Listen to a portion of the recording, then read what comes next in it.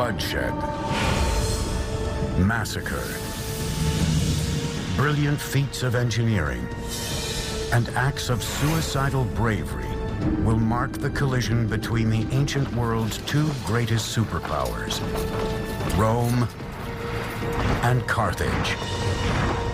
It will be a fight to the death, and the outcome will change the course of Western history. Welcome to Tunisia. Hello, I'm Peter Weller. When I was a kid, I heard the name Carthage, and I knew it was an ancient city. I didn't know exactly where it was. I'd heard of Hannibal and the elephants crossing the Alps and these famous wars with Rome. And I learned these wars were called Punic Wars, after the Latin word punici, which is what Rome called Carthage. But I had no idea where Carthage was. Well, it was here, in the northern tip of Tunisia, and behind me is the modern capital of Tunis, a city of about 2 million people sitting on the Mediterranean Sea. By the 4th century BC, Carthage was an absolute empire, dominating the Mediterranean with a formidable navy. But the original legend of Carthage starts in the eastern Mediterranean city of Tyre. The Phoenician city of Tyre and a beautiful woman named Dido, and the jealousy and greed and lust for power that would absolutely rip a royal family apart. Dido was the beautiful daughter of King Matan. Her husband was an ambitious Phoenician who had met an untimely end. He was murdered by her brother, Pygmalion. Terrified for her life, Dido fled across the Mediterranean from her homeland of Tyre to a no-man's land at the northern tip of Africa. There she bargained with the native people to buy as much land as could be covered with the hide of an ox.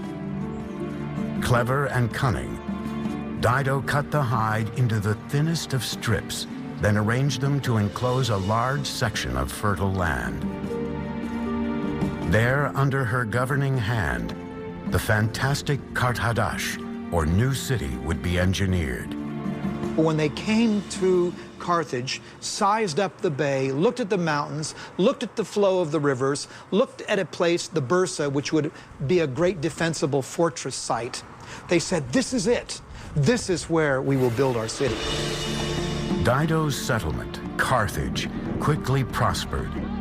According to legend, tales of its wealth and Dido's beauty spread all the way to Erebus, king of the Moors. Part of Dido's story is this tale of the king of the Libyan natives, Yarbus, who wishes to marry her, but she refuses to do so. According to the storytellers, it's out of love for her assassinated husband, and she climbs onto a self-built funeral pyre and burns herself up. It was here, from her ashes, that one of the greatest empires in the known world would rise. Surrounded by bigger powers and with little land, the Phoenicians of Carthage turned to the sea. They were pioneers, pragmatic, open to new ideas, and endlessly innovative. When Dido established the city, the new city, a lot of people's eyes obviously opened wide and said, hey, a new city, a new start. And as these trading routes that Carthage pioneered expanded, it very rapidly became as international a city as anywhere then in the world.